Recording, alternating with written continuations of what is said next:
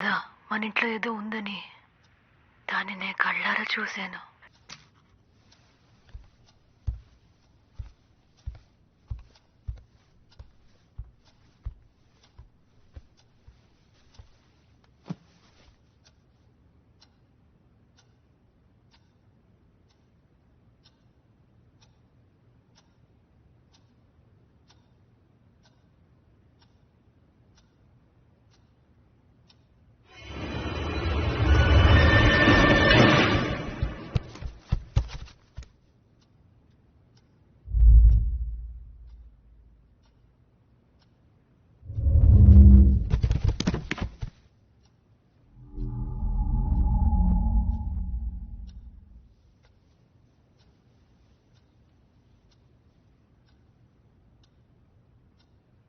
అయ్యో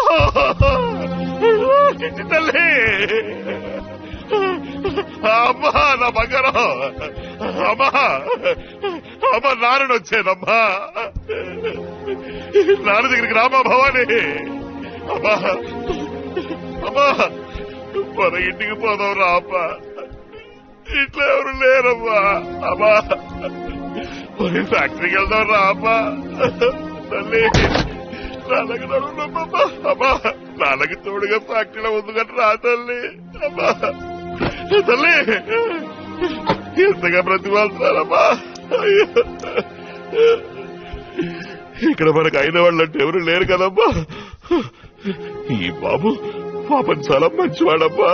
నీకు నీకు దెబ్బ తగిలితే హాస్పిటల్కి తీసుకెళ్లి చేర్చాడు కదమ్మా. నేను గట్టిగా మాట్లాడుతున్నా గట్టిగా మాట్లాడుతున్నాను అంటావు కదా తల్లి. ఇక్కడ వీళ్ళకి భారంగా ఎందుకమ్మా ఉండడం. రా తల్లి పోదాం, మన ఇంటికి పోదామ్మా. అమ్మా ఎదుటి వాళ్ళకి కష్టం కలిగించకూడదు తల్లి. అమ్మా అమ్మా భవాని నా తల్లి వచ్చాయమ్మా, నాన్నతో వచ్చాయమ్మా. అయ్యో తల్లి, అమ్మా నాన్న మొహం చూడడానికి నీకు ఇష్టం లేదమ్మా. నేను ఒంటరిగా ఉండలేకపోతున్నానమ్మా. నాకంటూ ఎవరున్నారు చెప్పు. మన ఇంటికి పోదాం రామా, నీ చేయి పట్టుకుని తీసుకుపోతాను. మన ఇంట్లో నువ్వు నాకు తోడుగా ఉండమ్మా. భవానీ నేను అనాథనైపోయానమ్మా. దేవుడా నా కూతురు చేతులు ఇలాగానే చూడాలి తల్లి. అమ్మా నాకేం దిగులు లేదమ్మా.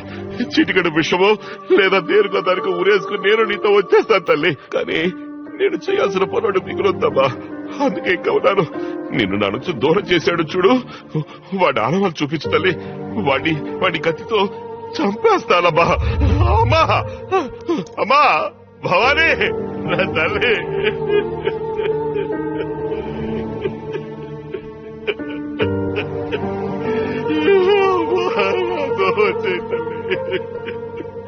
అమ్మా భవానీ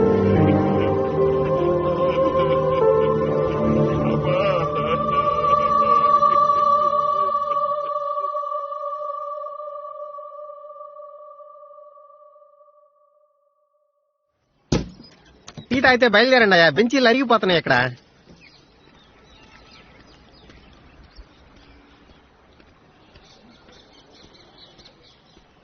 సార్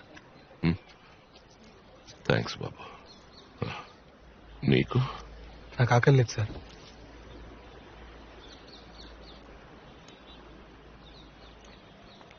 బాబు నువ్వేం చేస్తూ ఉంటావు? నేను ఒక వయలినిస్ట్ సార్.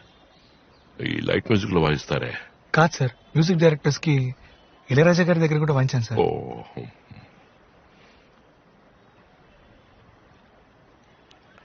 సార్ నన్ను క్షమించాను సార్, నేను చాలా వైలెంట్ గా బిహేవ్ చేశాను.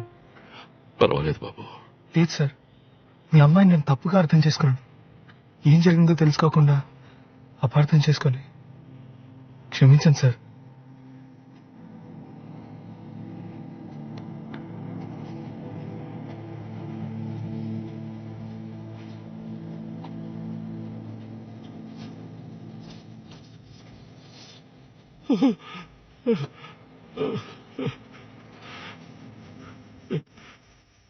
మీ అమ్మాయి బ్రతుకుంటే తను నాకు ఇచ్చి పెళ్లి చేయమని మీ కాళ్ళ మీద పడేవారు సార్.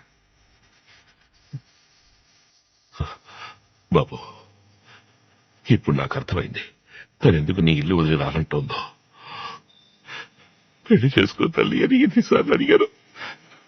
నా మనసుకి నచ్చిన వాడు దొరికిన తర్వాత తప్పకుండా పెళ్లి చేసుకుంటాను నాన్న అంది.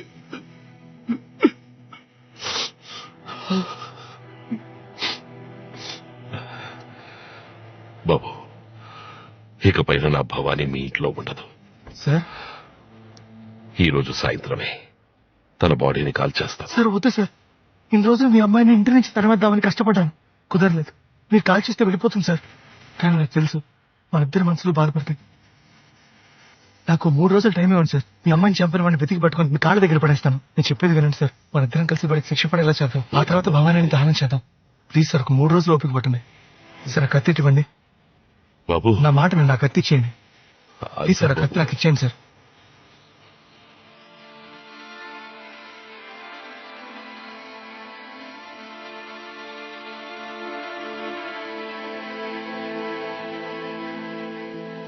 ఏంటయ్యా సార్ ఎఫ్ఐఆర్ వేయకుండా చూసుకోండి సార్. వీడు చేసిన పనికి నీకు కూడా ఎఫ్ఐఆర్ వేయాలి. వెళ్ళి అక్కడ కూర్చో. ఇందులో ఏమయ్యా? Okay sir. నేనే సార్. పురుషోత్తం మీ మామయ్య? అవును సార్. ఈ కేసుకి నీకు సంబంధం ఏంటి? చనిపోయిన భవానీ వీడి చుట్టూ సార్. సార్ అమ్మాయి వాళ్ళ నాన్న సరిగ్గా తినడం కూడా మానేశారు. వాడికి ఏమన్నా మెంట్లా? అమ్మాయి తెచ్చిపోయిన బాధ ఉంటుంది. అందుకని ఎవరు గుద్దారో కనిపెట్టారో అరెస్ట్ చేశారా అని సవాక్ష ప్రశ్నలతో చంపేస్తున్నాడు. పెద్ద ఆయన కదా అని ఊరుకుంటున్నాను. కాకపోతేనా ఇంతగా నీకేమవుతాడు? మామయ్య వర్స్ అవుతారు సార్. సార్ ఆ కారు నడిపింది ఎవరైనా తెలిస్తే తెలిస్తే ఏం చేస్తా? శిక్ష పడేలా చేసి పడితే మేమేం చేయాలి? కాళ్ళు తోడు కూర్చోవా? చంపింది ఎవరో తెలుసుకుంటే మనసు కుదురపడుతుంది సార్. రోజుకి 10 యాక్సిడెంట్లు జరుగుతాయి. గుద్దేసి వెళ్ళిపోతుంటారు. మనమే జాగ్రత్తగా ఉండాలి. ఆ అమ్మాయిని గుద్దినాడు కనిపెట్టలేం. ఆడో దొంగ కారు దొంగిరించి ఫాస్ట్ చేయలేడు. ఆ అమ్మాయి అడ్డొచ్చింది, గుద్దేసి పారిపోయాడు. భయంతో రోడ్డు మీద కారు వదిలి ఎస్కేప్ అయ్యాడు. కారు ఎక్కడ వదలడు సార్? వచ్చింది థియేటర్ వెనకాల. కారు ఉన్నది ఎవరు సార్?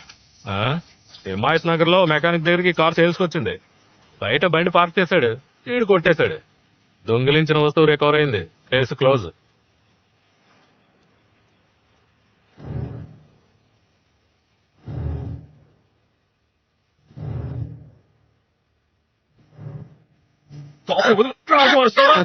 బాగా చేసావరా? నాకేం తెలియదనా. ఏ పాత సామాన్ గుట్లో వేసావు? అమ్మాయి తోట నేను తెలియదనా. రే కాయలు తీసుకురా అనుకో. పోతే ఫోన్ లేని పనిలో పెట్టుకుంటే నాకి టోకా వేస్తావా? ఇంకోసారి ఏదో కనపడు చెప్తా.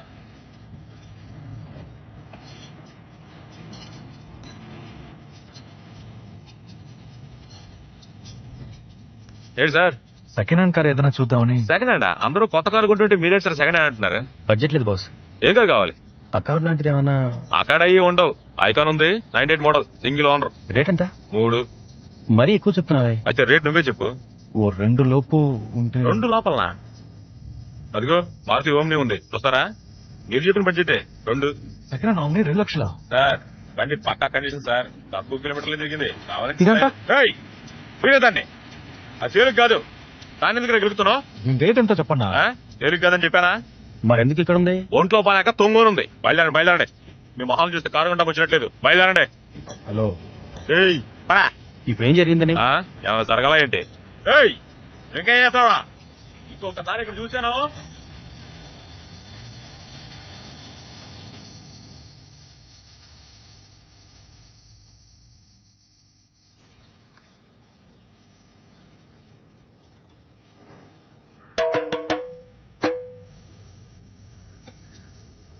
తీసుకుంటాను బాయ్. కానేదా బాయ్.